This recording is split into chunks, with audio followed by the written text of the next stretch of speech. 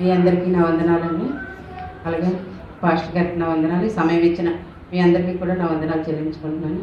ముఖ్యంగా 2015 సంవత్సరంలో మరి మా కుటుంబాన్ని ఎంతగానో దేవుడు కాసు కాపాడాడు.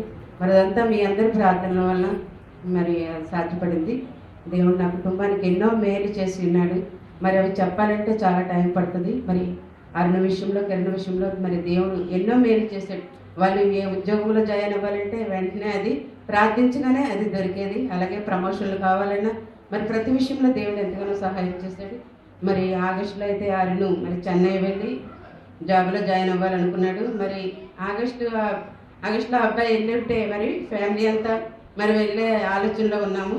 మరి అద్భుతంగా దేవుడైతే మరి అక్కడికంటే మేలైంది, మరి మంచి ఉద్యోగం మరి దేవుడు ఇక్కడే దయచేశాడు. మరి మేము వెళ్ళాలనుకున్న ప్రయాణం కూడా ఆగిపోయింది. మరలా విశాఖపట్నంలోనే ఉండేటట్లు దేవుడు మరి ఇదే సంఘంలో కొనసాగేటట్లు దేవుడు సహాయం చేశాడు. మరి స్త్రీల కూటంలో మరి ప్రతి శుక్రవారం మరి నేను చెప్తూ ఉంటాను, మా కుటుంబంలో ఏదైనా అవసరం ఉంటే దాని గురించి మరి స్త్రీలందరూ మరి నా కుటుంబం గురించి మరి ప్రార్థన చేసేటప్పుడు మరి అరుణ విషయంలో, కిరణ విషయంలో చెప్తూ ఉంటాను. అప్పుడు మరి ఆ ప్రార్థనకి మరి నెక్స్ట్ వీకే మరి ఎంతో మరి టైం ఉండేది కాదు. నెక్స్ట్ వీక్ అంతా ప్రార్థనకి జవాబు వచ్చేది. మరి ఆ నెక్స్ట్ వీక్ తప్పనిసరి మళ్ళీ నేను సాక్ష్యం చెప్పేదాన్ని. ఈ వారం కింద వారం ప్రార్థించారు, ఇలాగ దేవుడు సహాయం చేశాడని. మరి ఎంతగానో మరి నా కుటుంబంలో మరి సంఘం అంతా స్త్రీలంతా చేసిన ప్రార్థనల వల్ల, సంఘం చేసిన ప్రార్థనల వల్ల మరి నా కుటుంబానికి ఎన్నో మేలు దయచేశాడు దేవుడు. మరి నా కుటుంబ విషయంలో మరి నాకు తండ్రి తర్వాత తండ్రి, ఆత్మీయ తండ్రి అయితే మరి నా చిన్నతనం నుంచి నాకు తెలుసు. మరి నేను మరి 15వ సంవత్సరంలో వివాహమై వచ్చాను. మరి 93వ సంవత్సరం నుంచి చర్చికి రావడం మొదలుపెట్టాను. అప్పుడు పాస్టర్ గారు వచ్చి మరి ఎంతగానో నాకు మరి చిన్న బిడ్డకి చెప్పినట్టు చెప్పేవారు. మరి రక్షణ పొందడం కానీ, మరి నా బిడ్డలు ఎలా పెంచాలి, దేవుల్లో ఎలా చేయాలి, ప్రతి విషయం కూడా పాస్టర్ గారు చెప్పేవారు. మరి పాస్టర్ గారు చెప్పినట్లే నా బిడ్డలిద్దరూ క్రమశిక్షణతో మరి ఎలా పెరగాలో దేవుని సన్నిధిలో అటు విధంగా పెరిగారు.